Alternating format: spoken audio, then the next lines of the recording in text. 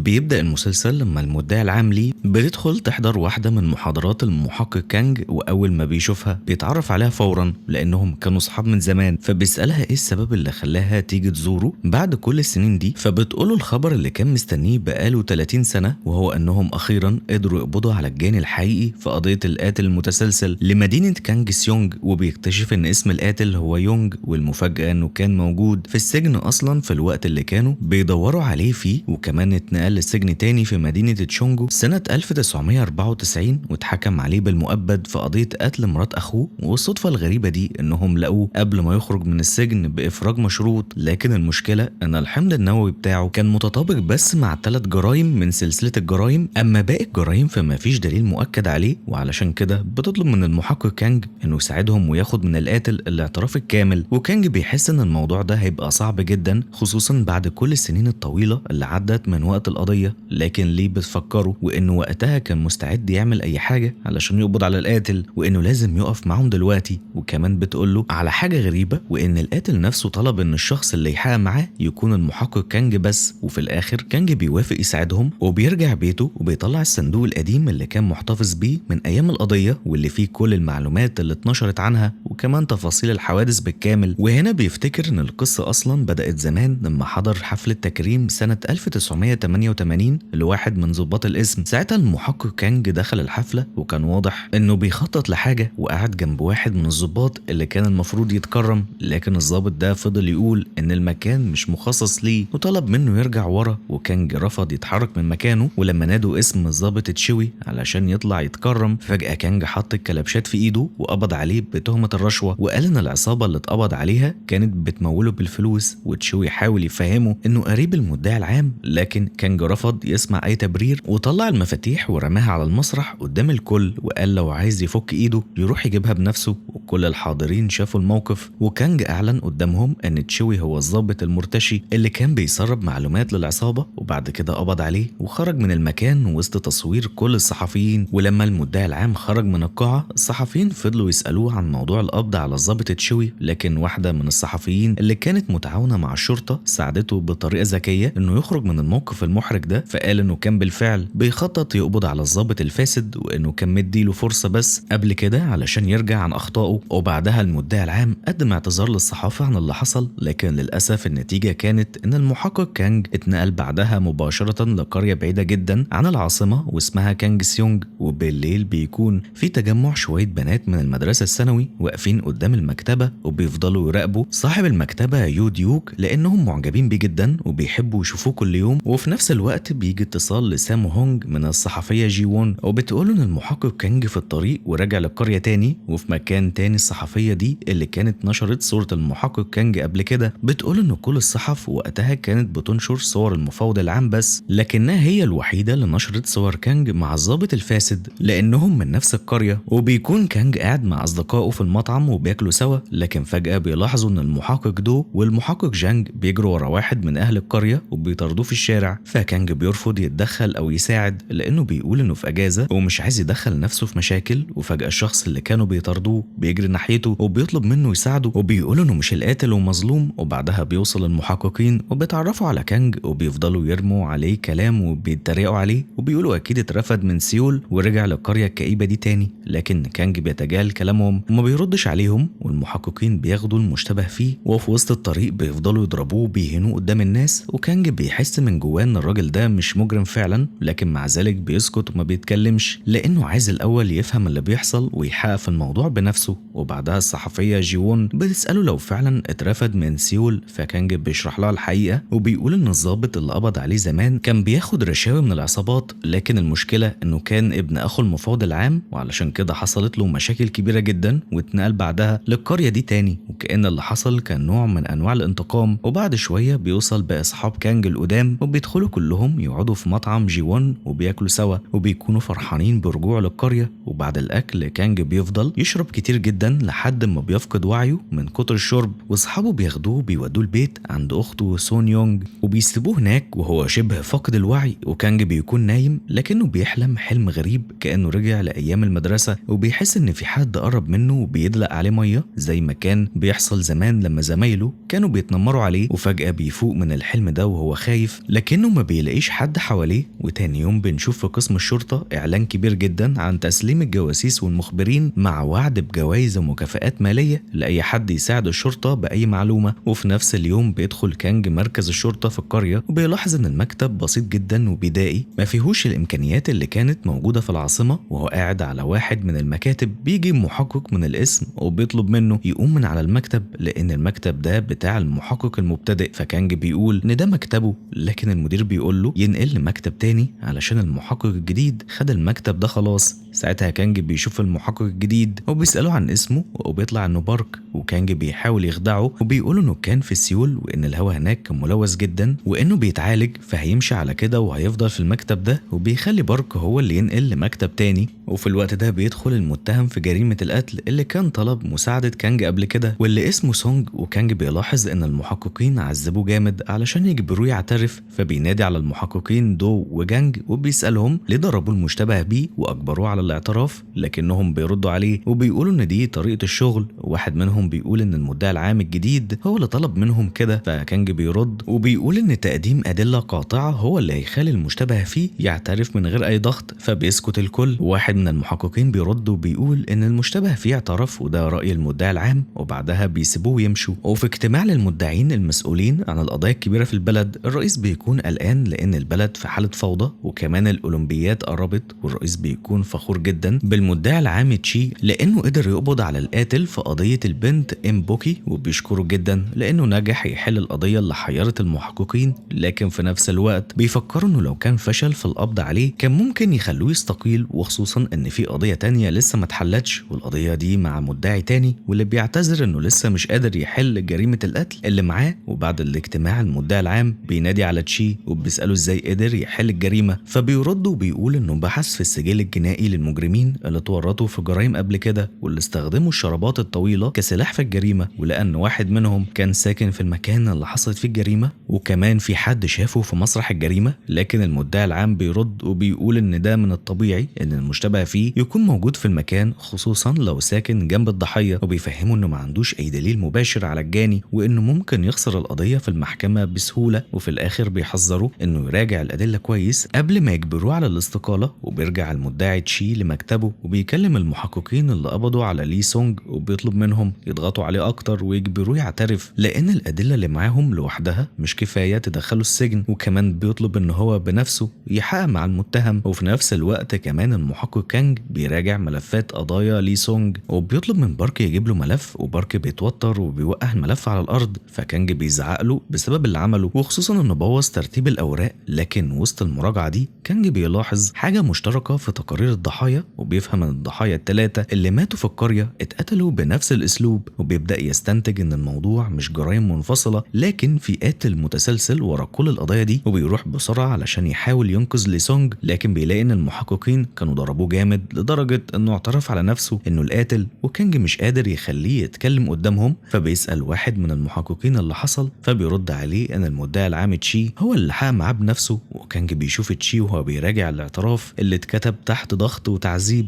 وبيقول له يعترف بالحقيقة، لكن لي سونج بينكر انه قتل حد وبيقول انه اتجبر على الاعتراف ده. ساعتها المدعي العام بيطلع شراب حريمي طويل جدا وبيسأل لي سونج عن سر استخدام النوع ده كسلاح جريمة وبيحاول يستفزه ويخليه يتكلم، لكن لي سونج بيمسك الشراب وهو متأثر بيه بشكل غريب وبيبدأ يشرح انه بيحب ملمسه وريحته من غير ما ياخد باله انه وقع في فخ كلام المدعي العام. والمدعي بيستغل كلامه وبيعرض عليه صفقة، ولو اعترف هيخرج بعد 5 سنين بإطلاق سراح مشروط، لكن لو أنكر هيقعد في السجن مدى الحياة. ولي سونج بيخاف على والدته اللي محدش بياخد باله منها غيره، فبيضغط عليه المدعي وبيقول له ممكن يلحق عيد ميلادها 80 او يقعد لحد جنازتها. وفي الاخر لي سونج بيوافق وبيعترف ان هو القاتل، والمدعي بيخرج بعد ما بيطلب من المحققين يجهزوه لتمثيل الجريمة علشان محدش يبوظ القضية اللي هو بناها. وفي الوقت ده كانج بينادي على المدعي بس محدش بيتعرف عليه في الاول، والمحققين بيحاولوا يبعدوه هو كمان، لكن المدعي تشي بيرجع لما بيسمع اسم كانج وبيتقابلوا لاول مرة بعد سنين. وكانج وقتها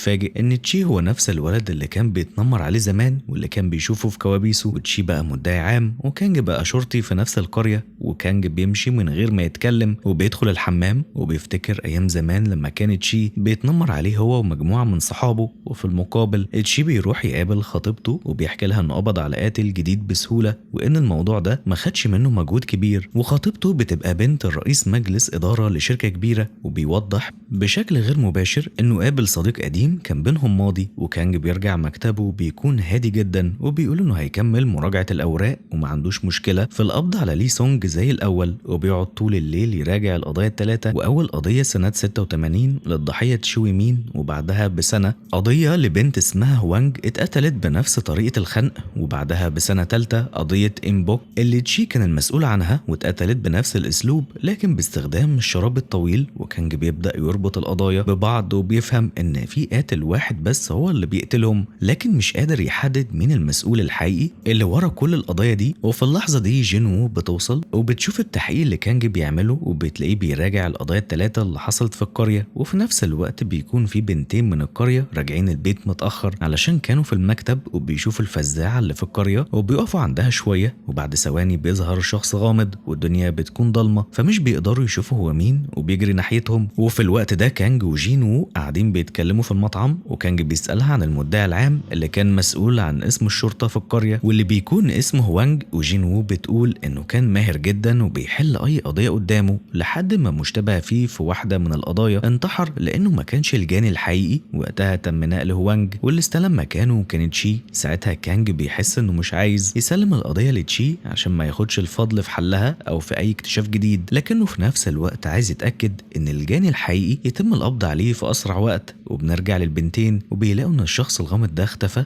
لكن المكان بيكون ضلمة زيادة عن اللزوم. واحدة منهم بتخاف جدا وبتمشي لوحدها، والتانية بتطمنها انها تفضل تراقبها لحد ما توصل البيت. والبنت اللي بتمشي لوحدها بتفضل تبص وراها علشان تتأكد ان صاحبتها لسه موجودة، لكن فجأة لما بتبص تاني بتلاقيها اختفت، فبتفتكر انها مشيت وسابتها فبتكمل طريقها عادي، لكن الحقيقة ان صاحبتها كانت اتخطفت. وتاني يوم الشرطة في القرية بتاخد سونج لمكان تمثيل الجريمة، والصحافة بتكون فرحانة جدا بالمدعي العام الجديد، لكن كانج بيكون عنده احساس انه لازم يروح مكان تاني فبيبعت مساعده بداله. وبعد كده بيروح يقابل المدعي العام هوانج وبيقوله على نظريته وان جرائم القتل دي كلها من فعل قاتل متسلسل واحد، وانه كان بيعتدي على البنات اللي بيروحوا البيت متأخر وبيخنقهم بملابسهم وبيقتلهم. وهوانج بيبدأ يصدق كلامه وبيسأله ليه سونج مش القاتل، فكانج بيقول ان سونج كان محبوس وقت الجريمة التانية وان القاتل الحقيقي لسه حر وهيعمل جريمة جديدة قريب. وفجأة بيجي اتصال وبيكتشفوا جريمة جديدة بنفس الطريقة، وده بيأكد ان سونج بريء. وفي نفس الوقت تشي بيكون مجهز المكان علشان سونج يمثل الجريمة، والصحافة بتصور كل حاجة، لكن عربية شرطة بتوصل فجأة وبتطلب منهم يوقفوا اللي بيعملوه. بتقول ان في جثة جديدة لقوها، وتشي بيفهم وقتها ان في قاتل متسلسل وان سونج مش هو القاتل. وبعد كده كانج بيروح مسرح الجريمة الجديد، والضحية بنت من المدرسة والقاتل اعتدى عليها بنفس الاسلوب وخنقها بشراب طويل. وكانج من شكل الجريمة بيفهم ان ده نفس القاتل اللي بيدوروا عليه. وفي مكتب الرئيس تشي بيتعرض لهجوم شديد جدا لانه قبض على الشخص الغلط وان القضية اللي معاه لقاتل متسلسل. وهوانج بيدخل والرئيس بيكون فخور بيه جدا لانه هو اللي اكتشف ان القضايا دي مترابطة، وبيقول ان كل البنات اللي ماتوا في الفترة الأخيرة ضحايا لنفس القاتل. ولما تشي بيسأله عن الدليل هوانج بيقول تحليل كانج، وبيقول ان القاتل كان بيغير أداة الجريمة كل مرة، لكنه في الآخر استخدم الشرابات الطويلة لأنها بتساعد على الموت البطيء. وكمان بيقول ان الجرائم الجاية غالبا هتكون بنفس الطريقة. وتشي بيحاول يعترض وبيقول ان مفيش دليل مباشر، لكن الرئيس بيسكته لانه كان على وشك يلفق تهمة لواحد بريء. وهوانج بيستغل الفرصة وبيطلب ان التحقيق في جرائم القتل المتسلسلة تكون تحت إشرافه، والرئيس بيوافق. وتشي بيرجع مكتبه وهو متضايق جدا لأنه خسر أهم قضية في حياته وحاسس إن السبب في ده هو كانج. وكانج فعلا بيكون في مكتبه بيحاول مع صاحبة الضحية اللي كانت معاها يوم ما اختفت، وبيسألها عن الكتاب اللي كان مع زميلتها في اليوم ده، فبتقوله إنها اشترته من المكتبة. وبيسألها لو شافت أي حاجة غريبة في الطريق للبيت، فبتحكي له عن ست كانت بتهرب من جوزها وإنها طلبت منهم المساعدة، وإنهم ضللوا الراجل لما سألهم عليها، وخصوصا إنهم شافوا في إيده سلاح غريب. والمحقق بيروح للشخص ده وبيطلع صاحب مغسلة ملابس، وكانج بيلاحظ ان المحل بقى بيقفل بدري جدا الفترة اللي فاتت، فبيقرر يراقبه وبيلاحظ فعلا انه قفل البدري، فبيمشي وراه لحد ما بيشوفه وهو بيهدد واحدة من الستات في المنطقة، فبيجري وراه لحد ما بيقبض عليه قبل ما يعمل لها حاجة. وفي الاسم بيعرف منه ان الست دي تبقى مراته وانها هربت منه من فترة فكان بيدور عليها، لكن كانج بيقوله ان البنت اللي قابلها من يومين وسألها عن مراته اتقتلت بعدها على طول، فبينكر الراجل اي علاقة ليه بالموضوع. وكانج بيخرج وهو شبه متأكد انه صادق وبيسأل مراته عن سبب هروبها، فبتقوله انه كان بيضربها وانها استخبت في المكان شوية لحد ما مشي، وبيسألها لو شافت حاجة غريبة اليوم ده، فبتقوله انها شافت فزاعة غريبة قبل ما تستخبى لكن بعد كده اختفت من مكانها. وكانج بيرجع لصاحبة الضحية وبتأكد نفس الكلام، وبتقول كمان انها سمعت صوت صفارة قطر كتير في الوقت ده. ولما بترجع البيت بتقرر ترسم الفزاعة اللي شافتها، وبتفتكر انها ما كانتش معمولة من القش وان كان في وش انسان ظاهر تحت الطاقية، فبترسم كل التفاصيل اللي فاكراها. وتاني يوم كانج بيروح للنفق اللي اتلاقت في الضحية وبيلاقي فعلا طاقية الفزاعة، ومع مراجعة التفاصيل بيفهم ان الفزاعة دي كانت شخص حقيقي واستغل ان البنات كانت لوحدها وخطفها. وبعد شوية بيلاحظ ان في حد واقف على الناحية التانية من النفق، فبيقرب منه وهو مستعد يهاجمه، لكنه بيكتشف ان المدعي العام تشي. وكانج بيسأله بيعمل ايه هناك، فبيقول انه بيحقق في القضية رغم ان القضية اتسحبت منه. وكانج بيطلب منه يبعد عن طريقه، لكن تشي بيقول انه هيرجع ياخد القضية تاني، وساعتها كانج هيبقى تحت ادارته. وبنرجع للحاضر لما كانج بيروح للسجن يقابل المتهم، وبيحس ان في علاقة قديمة بينهم ومش قادر يشوفه غير وهو لابس زي الفزاعة. وبنشوف الحراس بيفكوا ايد المتهم، وبيتكلم مع كانج وبيقول له انه عارف ان القضية اتقفلت وانه بسبب القانون مش هيقدر يحقق معاه تاني، لكن كانج بيرد وبيقول ان ال9 ضحايا اللي ماتوا في القرية لازم اهلهم يعرفوا الحقيقة. والمتهم بيقول ان الحقيقة انه مش القاتل، وبيقول انه اختاروا المهمة دي علشان يثبت ده في المحكمة. وكانج بيمشي وبيقول له انه هيزوره تاني بكرة. وبنرجع للماضي وقت ما كان كانج لسه بيحقق في القضية، ولما بيرجع المكتب بيفكر في كلام تشي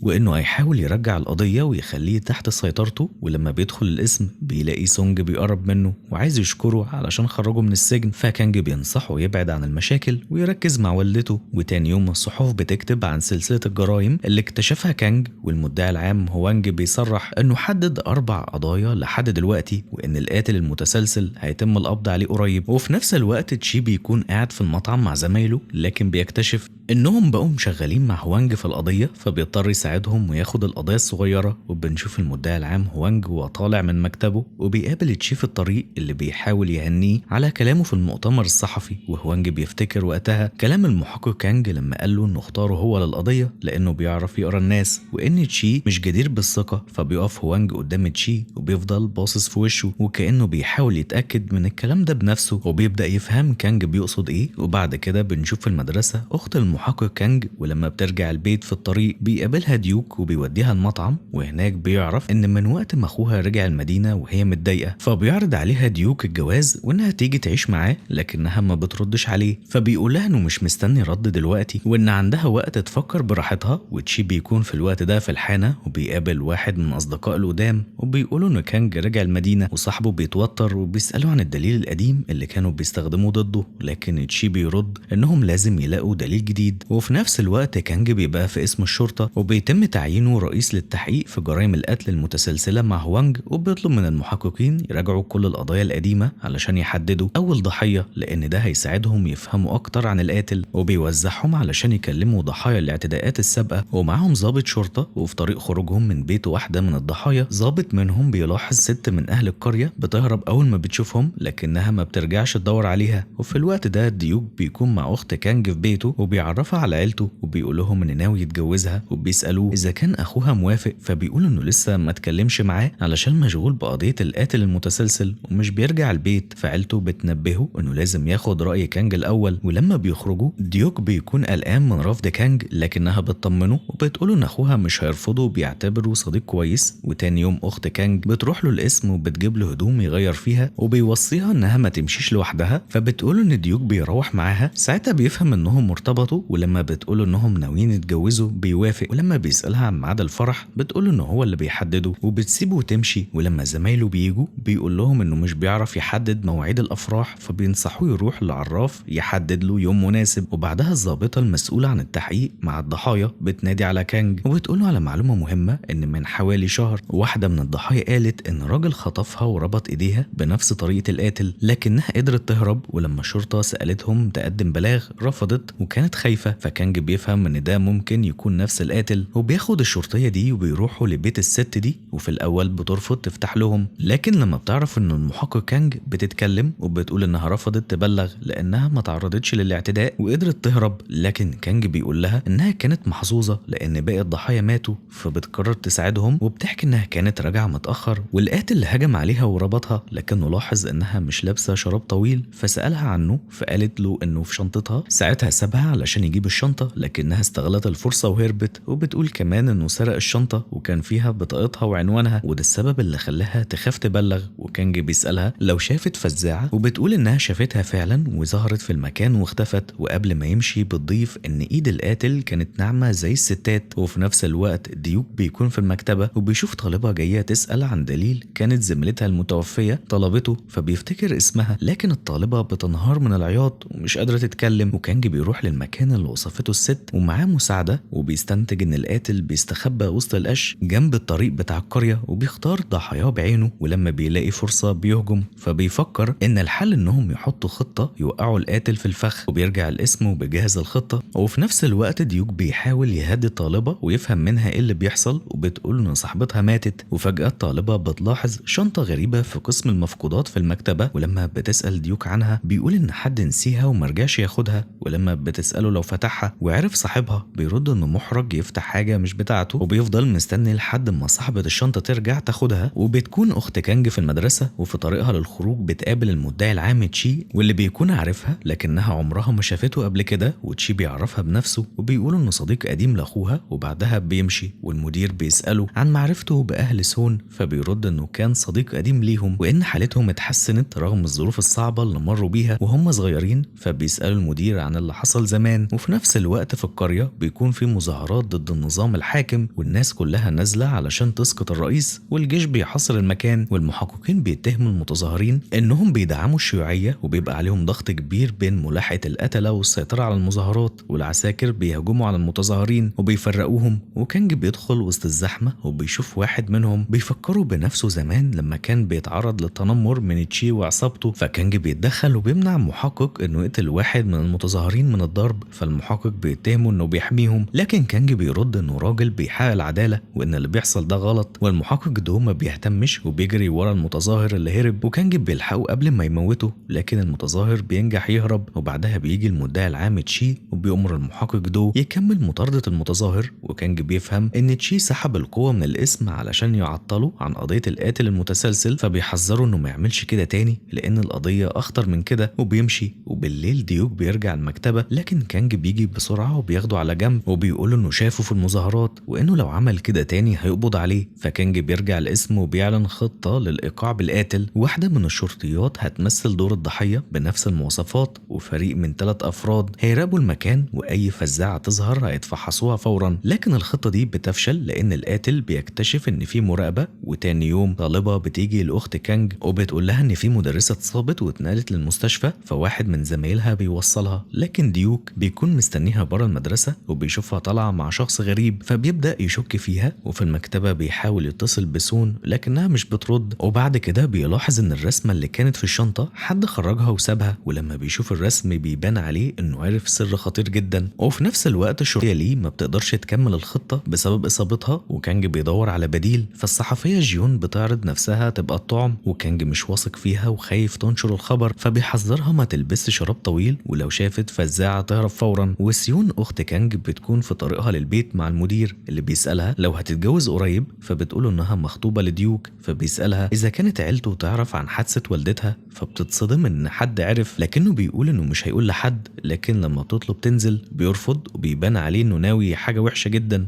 فبتحاول إنها تبعده وبسبب كده العربية بتتقلب. لكن قبل ما تهرب بيجبرها ترجع تبقى بالعافية. وفي مكان تاني القاتل بيمشي بالليل وبيشوف بنت لوحدها فبيهاجمها وبيربطها، لكن قبل ما يكمل جريمته بيلاحظ حركة غريبة وبتكون الصحفية جيون في المكان وكانج ومساعده بيراقبوها، لكن لأنها مش لابسة شراب طويل القاتل بيتردد يهاجمها، وفي نفس اللحظة الضحية بتشوف كلاب بتقرب وبتنبح عليهم، فكانج بيشك إن في حد في الزرع وبينزل بسرعة وبيلاقي الضحية وبيفهم إن القاتل كان موجود وقريب منهم. وبعدها المساعد بيوصل وكانج بيسأل عن جيون اللي بتكون مستخبية في الزرع بعد ما شافت القاتل ومش عارفة تهرب، وبتجهز الكاميرا وأول ما بيقرب منها بتصور له صورة، لكن القاتل بيقتلها فورا من غير ما يعتدي عليها وبيهرب، وكانج بياخدها بسرعة للمستشفى، لكن حالتها بتكون خطيرة جدا والدكتور بيقول إنها مش مستقرة. وفجأة كانج بيوصل له خبر إن أخته كمان في المستشفى، فبيجري عليها بسرعة، وهناك لما كانج بيوصل المستشفى وبيشوف أخته بيلاقي عليها آثار اعتداء واضحة جدا، وبيكون في حالة صدمة وغضب. وفي نفس الوقت المدعي العام تشي بيروح لهوانج وبيطلب منه يجي معاه علشان يوري له حاجة مهمة، وبياخده للحمام، وهناك بيوري له إن ابنه مقبوض عليه ومضروب، وتشي بيبلغه إن تشول اتقبض عليه بتهمة القتل المتسلسل. وقتها وانج بيفهم إنه بقى تحت ضغط وسيطرة تشي، وفي اسم الشرطة بيكون التحقيق شغال مع المدرس اللي اعتدى على أخت كانج، لكن كانج بيدخل الاسم وبيسمعه وهو بيقول إن والدته وأخته كانوا شغالين في البار. ساعتها كانج بيفقد أعصابه تماما وبيضرب المدرس قدام الصحفيين، فالخبر بينتشر بسرعة وبيتم القبض على كانج، وهو مقبوض عليه بيطلب من الضابط يديله التليفون علشان يتصل بجيون ويطمن عليها، لكن أول ما تشي بيوصل الضابط بياخد التليفون منه، وكانج بيطلب منه يطمن على جيون وأخته، لكن تشي بيرد عليه بشكل صادم وبيقول له إنه دلوقتي ممكن يتهمه بالاعتداء على جيون كمان. وكانج بيستغرب جدا من كلامه، لكن تشي بيوضح له إنه نفذ وعده ورجع القضية تاني وخلى كانج تحت سيطرته بالكامل. وبنرجع للحاضر لما كانج بيكون مستني المتهم،